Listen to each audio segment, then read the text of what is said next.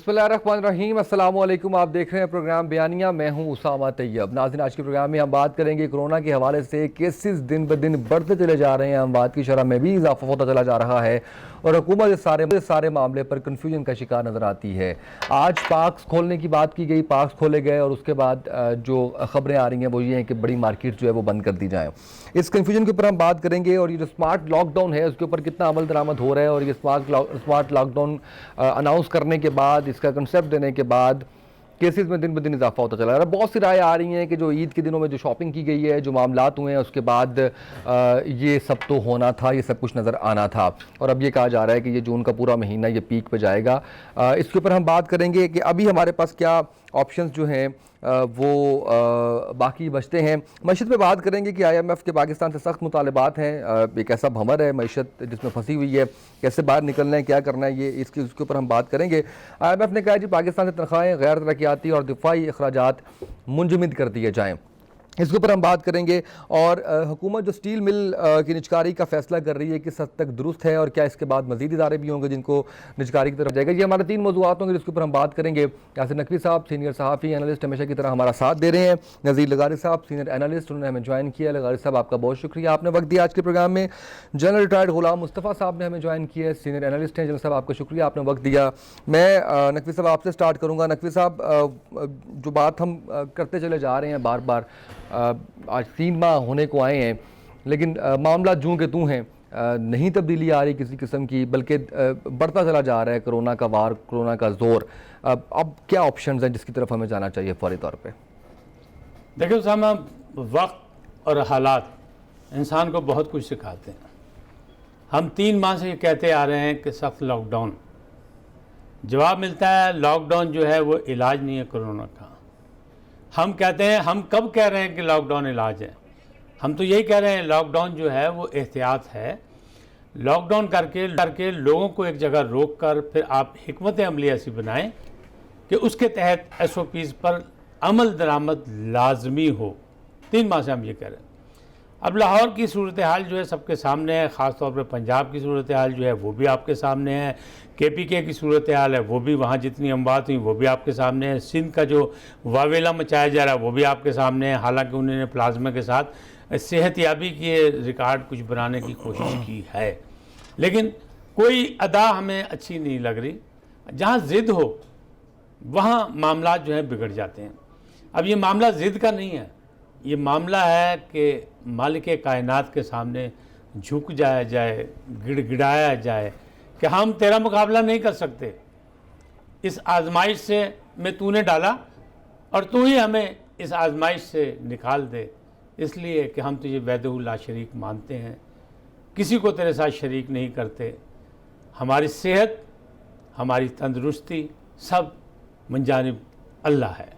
लेकिन हम जो हैं, हम नए से नए तजुर्बे कर रहे हैं और कंफ्यूज नज़र नहीं आते, कंफ्यूज हैं। वफाकी हुकूमत की वजह से पंजाब हुकूमत भी अब सब कुछ कर रही है कि कल फैसला किया इन लोगों ने, सर जोड़ के बैठे और इन्होंने कहा कि जी जो लोग SOPs पर अमल दरामद नहीं करेंगे, जो मास्क इस्तेमाल नहीं करेंगे, उनको जुर्माने किए जाए। जिस बाज़ार में दुकानें 3 से ज़्यादा खुली नज़र आईं और वहाँ पे मास्क की या SOPs के अमल दरामद नहीं होगा तो पूरी मार्केट सील कर दी जाएगी। ये काम 3 महीने पहले भी किया जा सकता था। इसमें कौन सी मुसीबत आती, कौन सा कारोबार की जहाँ तक की बात है, जिसको कह रहे थे कि गरीब मर जाएगा, दिहाड़ीदार मर जाएगा, दिहाड़ीदार अब भी मर रहा है। मुस्वस्त तबके का जो इंसान है वो भी अब भी मर रहा है। उसके हालात जो है वो कसम पुरसी की तरफ चले गए हैं। उनका कोई वाली वारिस नहीं, उनका कोई हाल पूछने वाला नहीं है। क्यों? ईद से पहले जब आपने अचानक बाज़ार खोले और ईद की ख़रीदारी के लिए, तो एक मेला बन गया। जिंदा दिलाने लाहौर ने इस तरह शोर मचाया और इस अंदाज में बाज़ारों में नजर आया कि जैसे उन्होंने कोरोना को फतह कर लिया। दुनिया में अमवात जो है 3 लाख से ज़्यादा हो चुकी हैं। पाकिस्तान में लाख लोग जो हैं तकरीबन वो अब इसमें मुतासिर हो चुके हैं। पाकिस्तान में सूबे पंजाब के शहर दारुल हुकूमत लाहौर की जो खुफिया रिपोर्ट महकमा सेहत ने दी, उसमें यह कहा गया है कि 3 से 4 लाख जो हैं वो पंजाब के दारुल हुकूमत में लोग मौजूद हैं और आइंदा आने वाले दिनों में ये तादाद 7 लाख तक भी जा सकती है। उस खुफिया रिपोर्ट में यह भी कहा गया कि मामलात इस हद तक बिगड़ जाएंगे कि यहाँ का हर तीसरा शख्स जो है वो कोरोना में मुब्तला हो जाएगा। अब ये तमाम वाक़यात देखने के बाद अब हालात और वक्त ने इनको गिरेबान से पकड़ लिया। मैं तो कहता हूँ कि ये जो इंतज़ामिया थी, ये लोग जो अपने मशीर और वज़ीर थे, उन सब की बातें धरी रह गई और अब इनको सब कुछ वो सख्ती करनी पड़ रही है। लेकिन दूसरी जानिब क्या है? दूसरी जानिब यह है कि हमारे बागात को खोल दिया गया लोगों के लिए। एक तरफ अमल दरामद और जुर्माने का सिलसिला, दूसरी तरफ जो अवामी इज्तिमा की जगह है उनको खोल दिया गया, बाज़ार खोल दिए गए। ये नहीं खुलेंगे, ये नहीं चलेगा, सिलसिला आहिस्ता आहिस्ता बंद होगा। जिस अंदाज में हमारे हॉस्पिटल्स में जो हालात हैं, जहाँ लोगों को सहूलियात नहीं मिल रही, जहाँ हमारे डॉक्टर्स मर रहे हैं। मैंने आपको अर्ज़ की थी कि जनरल हॉस्पिटल का आर्थोपेडिक शोबा, जनरल हॉस्पिटल वो है जहाँ सर्जरी का ख़ास तौर पे काम ज़्यादा होता है, वो सिर्फ 16 डॉक्टर्स वहाँ इसमें मुब्तला हुए और वो बंद कर दिया गया। इस वक्त जो ताज़ा तरीन रिपोर्ट है, जनरल हॉस्पिटल के MS जो हैं वो भी इसमें मुब्तला हैं और 70 से ज़ायद डॉक्टर जो हैं उनके टेस्ट जो हैं पॉजिटिव आ चुके हैं। 300 डॉक्टर्स में से अभी तमाम के टेस्ट नहीं हो सके। अगर PIC देखें, वहाँ भी डॉक्टरों की तादाद मौजूद है। अगर आप सर्विसेज हॉस्पिटल देखें तो वहाँ एक डॉक्टर की मौत भी वाक़ हो चुकी है। अब मामलात क्या है? मामलात ये है कि कौमी असम्बली के अरकान जो हैं वो भी इसमें मुब्तला हो रहे हैं। 3 रोज़ में 30 अफराद जो हैं, उसमें मुलाजमीन भी हैं और दूसरे भी हैं, 10 मुलाजमीन भी शामिल हैं, वो इसमें उनके टेस्ट जो है मुस्बत आ गए हैं। अगर आप सिंध असम्बली में देखें तो MQM की शाहाना अशर वो जो इजलास भी अटेंड करके गई हैं, उनका भी मुस्बत आ गया है। उनके अगर वहाँ फैसल सब्जवारी को देखें तो उनका पूरा ख़ानदान इस मुतासिरीन में शामिल हो गया है। अगर आप किसी को ना देखें तो देखें असद कैसर साहब सेहतियाब होकर आए हैं, तो मुनीर औरकज़ई साहब इंतकाल कर गए हैं कौमी असम्बली से। और फिर दूसरी जानिब देखें कि हस्ब इख्तिलाफ तो पीछे रह गया। आपके अपने वज़ीर, आपके अपने अहम वज़ीर फवाद चौधरी साहब कह रहे हैं कोरोना का ख़तरा बहुत है, मैं असम्बली इजलास में नहीं जाऊंगा। तो आप मुझे बताएं कि अगर अपोजिशन इतराज़ करे और ना जाए तो फिर बताएं क्या जवाब रह गया जब आपके अपने वज़ीर वहाँ जाने को तैयार नहीं है। मामलात गड़बड़ हैं, सख्ती करनी पड़ेगी, हिकमत अमली बनानी पड़ेगी। हमने भी पहले कहा था कि इलाकाई लॉकडाउन कर दिया जाए, इलाकाई कर्फ्यू लगा दिया जाए जिन इलाकों में ये आप देख रहे हैं, लेकिन टेस्ट को की तादाद बढ़ाई जाए। वज़ीर आला पंजाब ने कहा था कि हम 10,000 तक ले जाएंगे, अभी तक नहीं हो सका। इसी तरह दूसरे सूबों में भी यह है, टेस्ट की तादाद कम है। जहाँ जहाँ टेस्ट ज़्यादा होंगे वहाँ वहाँ आपको मिलेंगे। लेकिन मामला क्या है? मामला ये है कि संजीदगी से इसका मुकाबला किया जाए और अगर इसके साथ भी रहना है तो तमाम हिफाजती इंतज़ामात के लिए पाबंद किया जाए, इसलिए कि इंसान और इंसानियत की ज़िंदगी जो है वो ज़्यादा अहम है बिल्कुल कारोबार हयात से। बिल्कुल ठीक है सर, मैं आगे बढ़ता हूँ। नज़ीर लगारी साहब, सर अभी नकवी साहब जिस तरह से बात कर रहे थे और पूरा कंपैरिजन और चीज़ें बता रहे थे, अभी अगर मैं अपने चैनल पे देखूं तो उसके अंदर इमरान खान साहब के हवाले से टिकर चल रहे हैं कि खान साहब ये कह रहे हैं कि अभी भी हालात जो है वो इतने बुरे नहीं हैं। सर रोज़ाना की बुनियाद पे हम देख रहे हैं कि अमवात की शरह बढ़ रही है, हम 4500 से ऊपर चले गए हैं रोज़ाना का जो कोरोना मरीज़ों की तादाद है। आप समझते हैं कि अभी भी हमें घबराना नहीं चाहिए, हमारे मामला ठीक है? हमारी इकोनॉमी कोलैप्स कर गई, हमें घबराना नहीं चाहिए। हमारे हालात खराब हो गए, हमें घबराना नहीं चाहिए। महंगाई आसमानों पर बात कर रही है, हमें घबराना नहीं चाहिए। कोरोना के केसेस जो हैं 1 लाख तक पहुंच रही हैं, हमें घबराना नहीं चाहिए। मरने वालों की तादाद बढ़ रही है, हमें घबराना नहीं चाहिए। MNAs, MPAs, सेनेटर्स मौत का शिकार हो रहे हैं, हमें घबराना नहीं चाहिए। तो ये लैंग्वेज एक दफा किसी ने सोशल मीडिया पर कंपैरिजन किया कि डोनाल्ड ट्रंप क्या कहते हैं और इमरान खान क्या कहते हैं। बहुत दिलचस्प था कि दोनों एक जैसी बातें कहते हैं। और वहां पर जो इस वक्त सूरत हाल है उसको तो आप देख ही नहीं सकते क्या सूरत हाल है वहां पर। एक छोटा सा वाकया तीली बन गया और उस पर पूरे अमेरिका के साथ जो सूरत हाल हुई है। पाकिस्तान में ऐसी सूरत हाल नहीं है। पाकिस्तान के लोगों ने जमहूरियत की मंजिल के लिए बड़ी कुर्बानियां दी, बड़ी जिद्दोजहद की, बड़ी स्ट्रगल की है और उसके नतीजे में जमहूरियत मिली है। लेकिन अब ये सारा कुछ डिलीवर नहीं हो पा रहा है।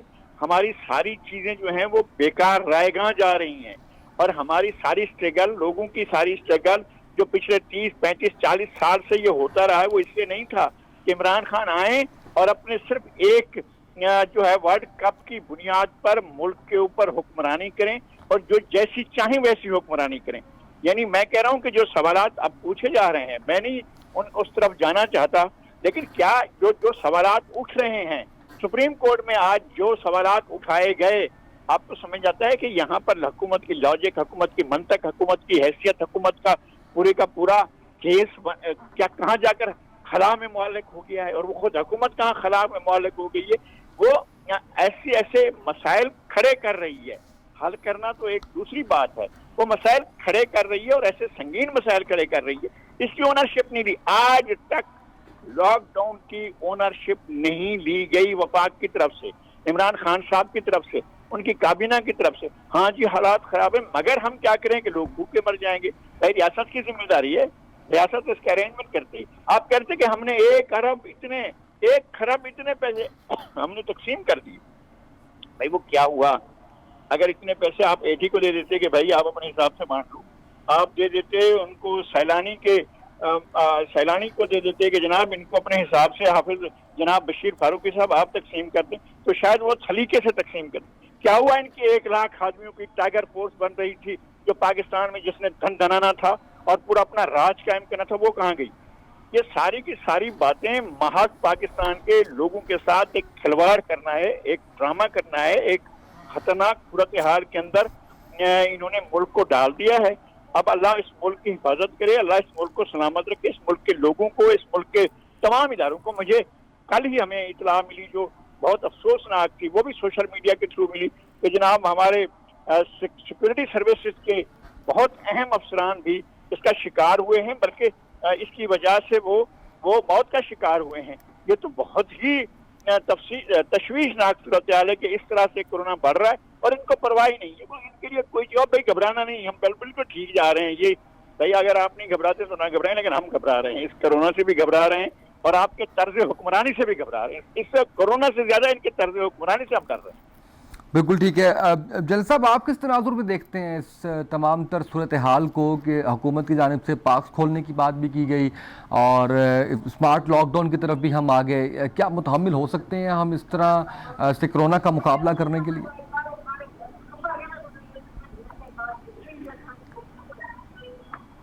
जल साहब, आप तक मेरी आवाज़ आ रही है? जल साहब,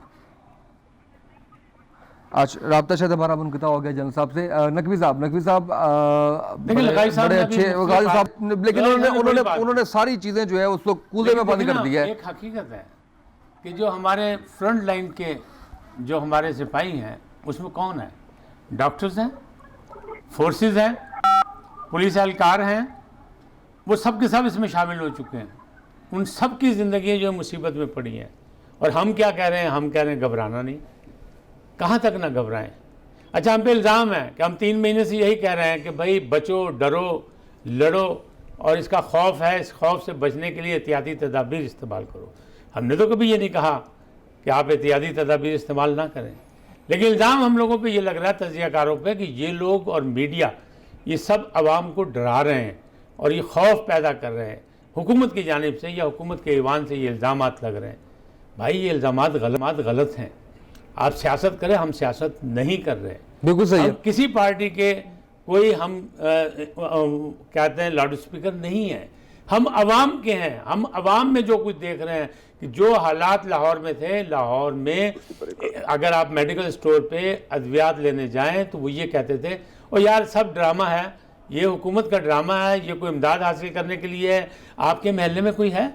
आपके रिश्तेदारों में कोई है? आपके दोस्तों में कोई है? आपने खुद भाई देखा हमारे साफियों में है 165 है लाहौर में, हॉस्पिटल में पड़े हुए, मौत और जिंदगी की कश्मकश में। बिल्कुल हमारे डॉक्टर्स जो हैं उनका कौन जिम्मेदार है? ये एक दिन में डॉक्टर बन जाता है, इसका हिसाब कौन देगा? घबराएं नहीं तो क्या करें? ये हमारे बच्चे हैं, ये हमारे जिगर गोशे हैं, ये हमारे मतलब औलादे हैं, हमारा मुस्तकबिल है। हम उनकी हिफाजत ना करें? हम तो इसलिए घबरा नहीं रहे, हम शोर मचा रहे हैं। हमें हुक्म अज़ां, हम आवाज़ दे रहे हैं, हम अजान बुलंद कर रहे हैं कि बच जाओ, बच जाओ। सिर्फ हुकूमतों पे एतबार मत करो, हुकूमतों के बस की बात नहीं है। हम गरीब लोग हैं, हमारे मसाइल ज़्यादा हैं, हमारे वसाइल कम हैं। मैं सर आपकी इजाज़त से जन साहब से हमारा राब्ता बहाल हुआ है। जन साहब, आप तक मेरी आवाज़ आ रही है?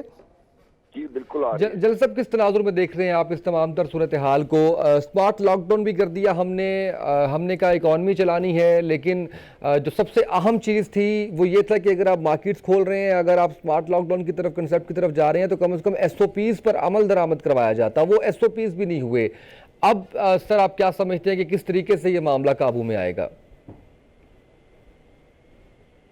देखिए, एक तो मेरे दोनों दोस्तों की बात तो मैंने सुनी है और बहुत सही है, ऐसा नहीं होना चाहिए था। लेकिन देखिए, ये जो हमारी मुसलसल निगलेक्ट है गवर्नेंस में, और इसमें हम सब शामिल हैं, वो आज हमारे सामने है। क्योंकि हमारे जो रिसोर्सेज हैं और पर्टिकुलरली जो हमारी हेल्थ सर्विसेज हैं, उनका हाल सबके सामने है। मैं लाहौर में हूँ। 1985 के बाद लाहौर में कोई नया गवर्नमेंट हॉस्पिटल नहीं बना, बल्कि हमने प्राइवेट मेडिकल जो सिस्टम थे उनको हमने फरोग होने दिया। एजुकेशन का हमने बेड़ा गर्क कर दिया, उसको हमने प्राइवेट जो एजुकेशन सिस्टम थे उनको हमने फरोग होने दिया। सो हमने हेल्थ और जो एजुकेशन थी पहले हमने आउटसोर्स कर दी। फिर वो हमारे सूबाई मामला है। ये फेडरल गवर्नमेंट के पास रिसोर्सेज या फेडरल गवर्नमेंट के इख्तियार तो बड़े लिमिटेड है। ठीक है, उनकी गलतियां हैं, इसमें हमारे जो प्रोविंशियल गवर्नमेंट है उनकी गलतियां भी शामिल हैं, उनको भी इसकी जिम्मेदारी कबूल करनी चाहिए। लेकिन इससे जरा हट के आप देखिए, कोरोना को कंट्रोल करने के लिए जिस किस्म के लॉकडाउन की जरूरत थी, क्या हमारी कोई भी हुकूमत, दैट इंक्लूड्स मिलिट्री हुकूमत, उनमें इतनी सख्त कभी भी थी कि वो इतनी सख्ती से अमल करा सकें जिस तरीके से चाइना ने वुहान में किया था? हम नहीं कर सकते इसको। नंबर 2, आपने एक कवानीन के भरमार है हमारे मुल्क में, और टॉप से लेके बॉटम तक आप मुझे बताइए, शायद ही चंद लोग ऐसे हो गए जिन्होंने कवानीन की एक सरीह खिलाफ वर्जी नहीं की। यहाँ पर तो दिन दिहाड़े कत्ल करने वाले लोग बड़े आराम से भी का निशान बनाकर अपने घर को चले जाते हैं, कोई पूछने वाला नहीं है। ये है हमारा निजाम अदल। सर मैं थोड़ा सा बड़े अदब के साथ सर मैं थोड़ा सा इख्तलाफ ये करूंगा कि जब पहले 15 दिन थे उसके अंदर, मेरी बात सुन लीजिए मेरी बात। अभी जब ये मसला सामने आपके आ रहा था, तो ये हमें आज का पता नहीं था, ये मार्च में पता नहीं लगा था, ये लास्ट नवंबर दिसंबर से बातचीत पता चल रही थी। ये हमें उस वक्त से हमें इसके बारे में प्रोएक्टिवली इसको हमने देखना चाहिए था। और इसमें फेडरल गवर्नमेंट है, प्रोविंशियल गवर्नमेंट्स है, इन सब को मिलकर बैठ के सर जोड़ के कोई एक वाज़ेह हिकमत अमली तैयार करनी चाहिए थी। हमने नहीं की। हम इंतजार करते रहे, हम ये कहते रहे कि नहीं हमारे पास नहीं आएगा, ये हम इसको रोक लेंगे या गर्मियों में मारा जाएगा, हो जाए। हमने इसको कोई लिफ्ट ही नहीं कराई। उसके बाद जो हुआ वो हमारे सामने है। और हम जब ये शिकायत करते हैं कि इसमें हमारी हुकूमत की पॉलिसी नहीं है, हमारी हुकूमतों की किसी भी सूबे में किसी भी जगह चले जाएं, किसी की कोई पॉलिसी किसी में भी नहीं है इसकी। मैं माफी चाहूंगा हमारे दोस्तों की, पीटीआई गवर्नमेंट को जितना मर्जी लताड़े, मैं इसमें 200 गुना और ऐड कर सकता हूं। लेकिन कहने की बात यह है कि भी हम एक सिचुएशन में हैं, हमारी अपनी कमजोरियों की वजह से हम इस सिचुएशन में पहुंच गए हैं। अब इस सिचुएशन से आगे कैसे निकलेंगे, हालात क्या हैं आपके? देखिए, एक और कंपैरिजन मैं आपके सामने रखता हूं। पाकिस्तान में इस वक्त केसेस लाख के करीब पहुंच चुके हैं। कुछ हमारे जो डेथ्स भी हो गई हुई हैं, अल्लाह ताला उनकी मग़फ़िरत फरमाए, जो बीमार उनको अल्लाह मियां सेहत दे। ये थोड़ा सा डिस्पैशनेलिटी इन्होंने की है। आपने कभी रूस के बारे में गौर किया कि उसमें तो इतनी दूर दूर लोग आबाद हैं कि वहां पर तो कोई सोच नहीं सकता कि क्या होगा। रूस में इस वक्त तकरीबन 4 लाख के करीब से क्रॉस कर गए कोरोना को जो मरीज है इससे। और ठीक है, वहां पर टेस्टिंग फैसिलिटीज ज्यादा है, उनके ज्यादा पता चलेगा। हमारी टेस्टिंग फैसिलिटीज नहीं है, हमें नहीं पता चल रहा ज्यादा। आप अपने अवाम को जो किसी की बात सुनने को तैयार नहीं है, आपकी हर सिस्टम में कोई किसी कानून को, किसी SOP को मानने को तैयार नहीं है। आप 2000 SOP बना दीजिए, आप कुछ नहीं कर सकते इसको। आपके जो इम्प्लीमेंटेशन सिस्टम है वो है नहीं इस मुल्क में। वो चाहे आप सिंध को ले लें, पंजाब को ले लें, किसी को ले लें, आप इम्प्लीमेंटेशन सिस्टम है नहीं है। कोई किसी से, पुलिस वाले से कोई ना कोई डरता है, ना पुलिस वाला कुछ करने को तैयार है। अगर कहीं कोई काम होता है तो उसको निकलने के 2000 तरीके हैं हमारे पास। हम तो यहां तक कर रहे हैं कि जो बाहर से फ्लाइट्स आ रही हैं, उनमें से जो अपने रिश्तेदार वगैरह दोस्त वगैरह हैं, उनको वहां से निकाल के ले आते हो, उनको भी क्वारंटाइन नहीं होने देते। आप कैसे कंट्रोल करेंगे? ठीक है सर, मुझे ब्रेक पे जाना है, वापस आते हैं तो इस पे बात करते हैं। मैं भी कुछ चीज़ ऐड करना चाह रहा था, आपने जो बात पॉइंट रेज की है उन्हीं की रोशनी में इस पे बात करेंगे एक ब्रेक के बाद। नाज़रीन, एक शॉर्ट ब्रेक, हमारे साथ रहिएगा।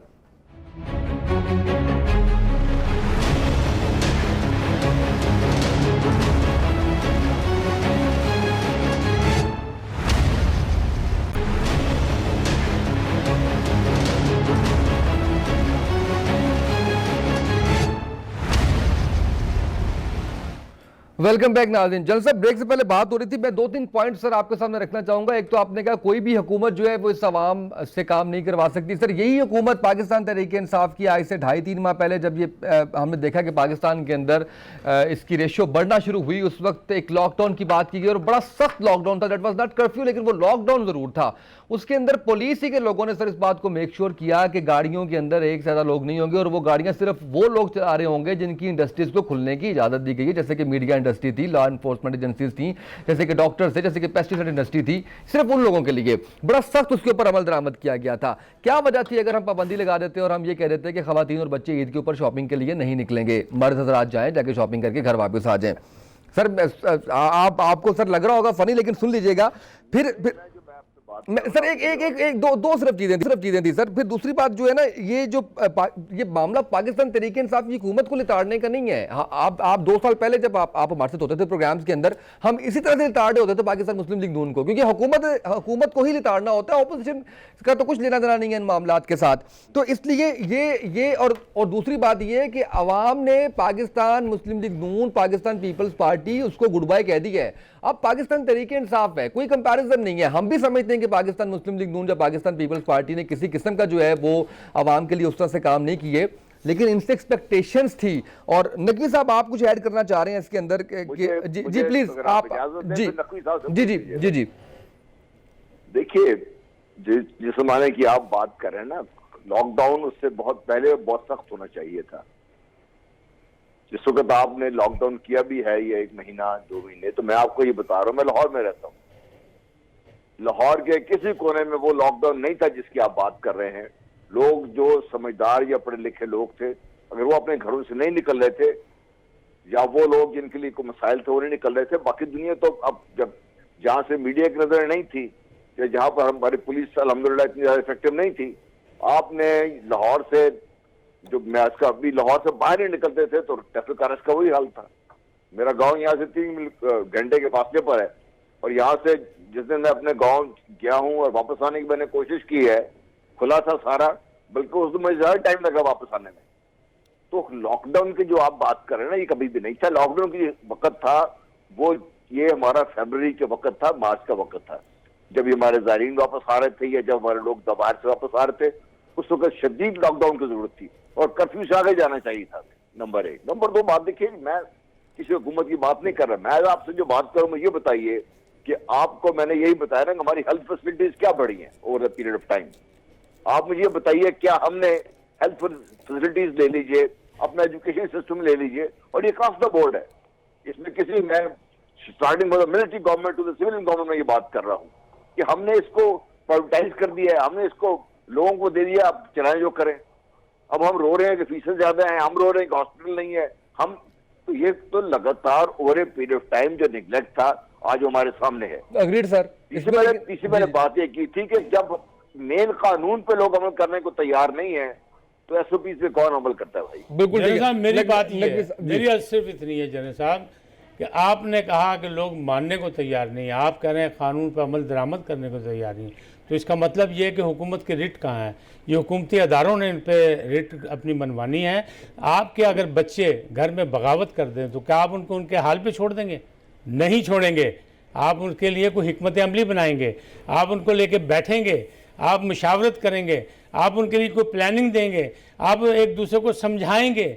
इसी अंदाज में अपनी आवाम, हुकूमत के ये भी बच्चे ही होते हैं, हुकूमत की छतरी के नीचे जीना और मरना होता है। तो हुकूमत का काम था कि अगर ये लोग जाहिल हैं, अगर ये लोग अनपढ़ हैं, अगर ये लोग बागी हैं, नहीं मानते, तो सख्ती करनी पड़ती है।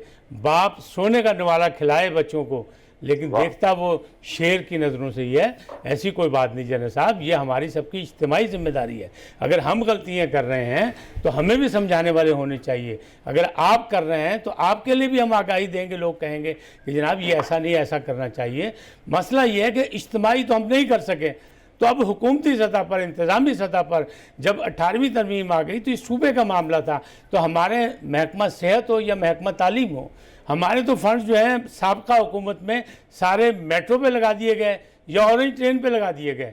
नॉन मतलब जो मसला था हमारा उसको इशू बना के हमने वहाँ खर्च सेहत कर और दिया। तालीम के ऊपर तो नहीं लगे। एक तो हमारे फंड ही पहले कम होते हैं। फंड्स जो हैं वो महकमा सेहत के हवाले से, सेहत जो हमारी है, हम एक गरीब मुल्क हैं, हम एक तरक्की पजीर मुल्क हैं, हमारे यहाँ बीमारियों का मामला और हैं, तो हमारे हॉस्पिटल उनसे अच्छे होने चाहिए। आज आप मिसाल दे रहे हैं रूस की, रूस के मामलात और आपके मामलात में ज़मीन आसमान का फ़र्क है। चाहे तालीम में ले लें, चाहे सेहत के मैदान में ले लें। तो मामलात ये है कि हमें अपने घर का देख के उसके मुताबिक हिकमत अमली बनानी है, और ये हुकूमत की जिम्मेदारी है। और सरपरस्ती जो करनी थी वो वाकई हुकूमत ने करनी थी। आज खुशकिस्मती से या बदकिस्मती से अगर तहरीक इंसाफ की हुकूमत है, तो अगर यहाँ पीपल्स पार्टी की हुकूमत होती या नून लीग की हुकूमत होती या जमात इस्लामी की हुकूमत होती, तब भी हमारा सवाल यही होता उनसे कि आप क्या कर रहे हैं। इसलिए कि इंसान और इंसानियत को बचाना हमारा ज़्यादा फर्ज है। कारोबार उन्हीं के साथ होगा जब इंसान होगा, अगर वो दुनिया में ही नहीं होगा तो कारोबार आप। नकवी साहब मुझे टॉपिक क्लोज करना है। गालिब साहब मैं कंक्लूजन आपसे लेना चाहूँगा। सर आपने सारी गुफ्तगू सुनी है, मज़ीद क्या किया जा सकता है इस मामले को? इसी तरह से रहने दें कि जिस तरह से हो रहा है, अमवात बढ़ रही हैं, सारा कुछ हो रहा है, या अभी भी कुछ किया जा सकता है सोल्यूशन इसका? पहली बात यह है कि एक जनरल कंसेंसस होना चाहिए। हुकूमत सिर्फ हालात कैसे भी हैं, सूरत हाल है, मुल्क में कोरोना की वबा फैली हुई है, दुनिया में फैली हुई है, कोई दुनिया का कोना ऐसा नहीं है कि जहाँ पर ये सूरत हाल ना हो। पाकिस्तान पूरी तरीके से फंस रहा है और आगे इसके लिए बहुत ज्यादा खतरनाक।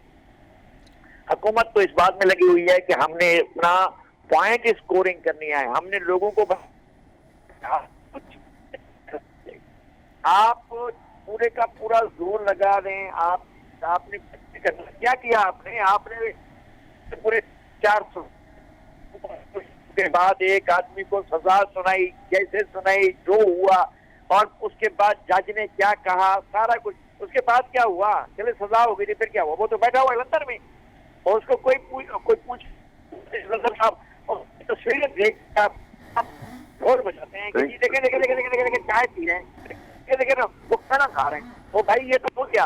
लेकिन आपको दुनिया में कहीं ऐसा हुआ था कि कन्वेक्टेड जो आपका प्रिजनर है वो उठकर दुनिया के किसी दूसरे कोने में जाके बैठे? ये तो आपने किया था। अब आप लगे हुए हैं कि जी हम तो किसी को नहीं छोड़ेंगे, हम किसी को नहीं बख्शेंगे, हम तो गिरफ्तार करेंगे, हम तो इन्वेस्टिगेट करेंगे, हम तो इंक्वायरी करेंगे। आप इस धंधे में लगे हुए हैं। आप लोगों के साथ बैठने को तैयार नहीं, आवाम के नुमाइंदों के साथ बात करने को तैयार नहीं, आप अपने इदारों के साथ बात करने को तैयार नहीं, आप जुडिशरी के साथ बैठकर बात करने को तैयार नहीं, आप सिक्योरिटी फोर्सेस के साथ बैठकर बात करने को तैयार नहीं है। आप किसी भी सतह पर कंसेंसस, भाई आप पार्लियामेंट आपके वजीर कैसे बैठेंगे? आप इजलास बुलाते रहे, हमारी जान को खतरा, हम नहीं बैठेंगे। अब इस तरह से अगर सूरत हाल होगी और आप लोगों का किस बात पर आप कंसेंसस करेंगे? दुनिया कहीं से कहीं जा रही है। कोरोना ने आपका तर्ज जिंदगी बदल दिया है और ये एक ऐसी जंग हो रही है नेचर के साथ, और नेचर आपके साथ लड़ रही है जो पिछली आलमी जंगों से भी ज्यादा खतरनाक है। कहाँ ऐसा हुआ था कि दुनिया में इस तरह की सूरत हाल पैदा हुई हो कि हर मुल्क अपने अपने मसाइल में इस तरह घिर जाए कि उनको एक ही वायरस जो है वो टिकने का नाच नचा दे। पूरी दुनिया टिकने का नाच नाच रही है एक वायरस के सामने। बिल्कुल ठीक है। आप पढ़ाते रहे, आपने हेल्थ सेक्टर में कोई काम नहीं किया, आपने एजुकेशन में कोई काम नहीं किया, आप तो दूसरी चीजों पर कल लगे रहे।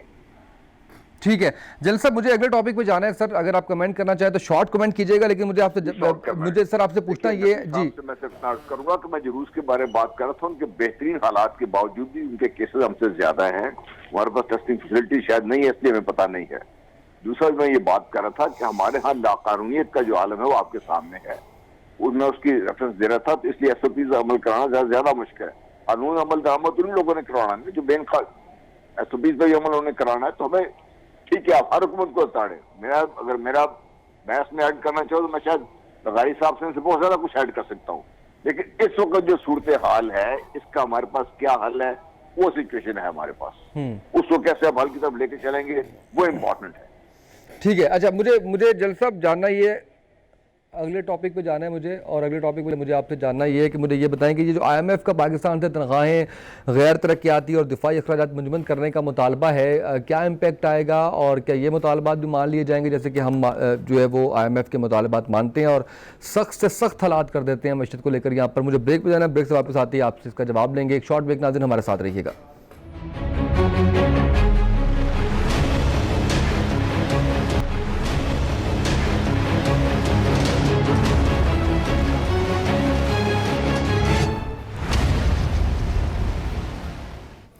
वेलकम बैक नाज़रीन। जल्द सा ब्रेक पे जाने से पहले मैं आपसे जानना चाह रहा था कि IMF की कड़ी शराइत और जो मुतालबात किए हैं, सर मामला किधर जा रहे हैं मस्जिद को लेकर? देखिए, आज मैं एक रिपोर्ट देख रहा था कि पाकिस्तान के जो रिजर्व्स हैं वो तकरीबन $10 बिलियन पर आ गए हैं इस वक्त, विच मीन्स के भाई पाकिस्तान अपने मुश्किल से 1-1.5 महीने की जो 2 महीने की ज्यादा जो सप्लाईज हैं वो बाहर से लेना चाहे तो ले सकता है। पाकिस्तान की इकोनॉमी का किसी के बारे में शक नहीं था पहले भी हमें, लेकिन अब तो बिल्कुल इसका भट्टा बैठ गया हुआ है।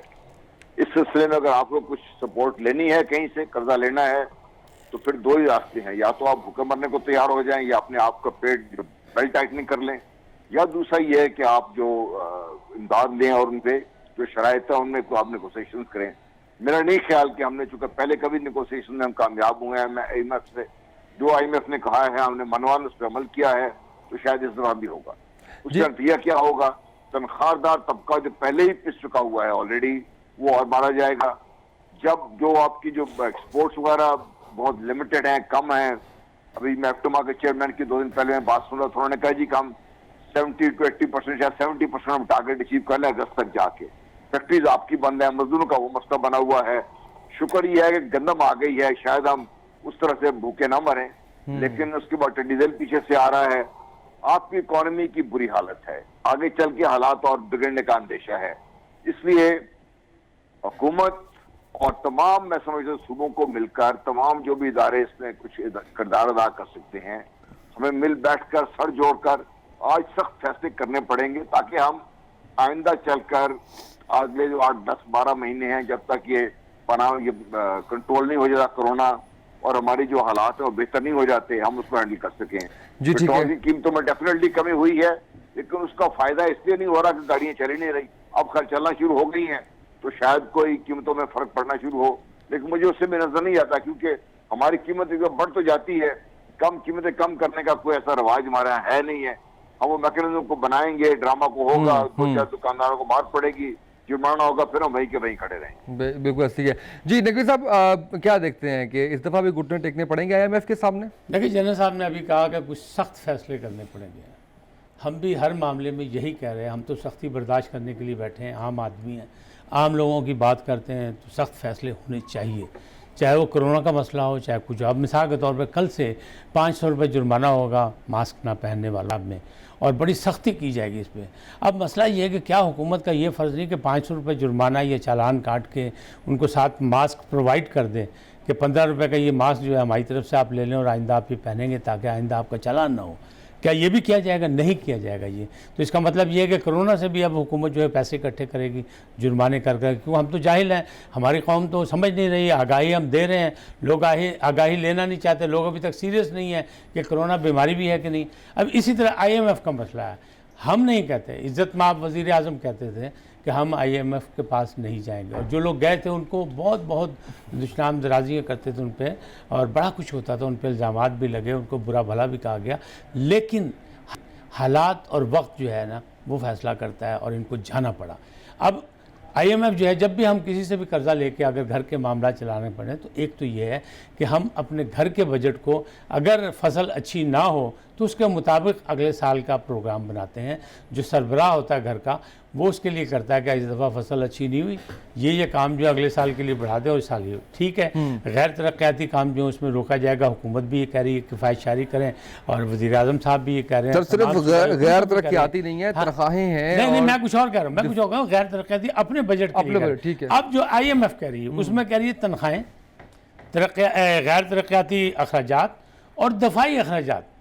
हम मोर्चे के बाहर बैठे हुए, बॉर्डर हमारा जो है अजली दुश्मन के साथ है, और अजली दुश्मन को छोड़ भी दें तो हमारा दोस्त जो भाई है, अफ़गान भाई जो है, उसका बॉर्डर भी हमारे लिए महफूज नहीं है। तो हम इसमें दफाई अखराजात को कम कर दें, ये कहाँ की बात है। अच्छा, अब उन्हें मिसाल क्या दी है? मिसाल उन्हें दी है कि G20 के ममालिक जो हैं वो अपनी तनख्वाहें कम कर रहे हैं, तो पाकिस्तान क्यों नहीं कर सकता?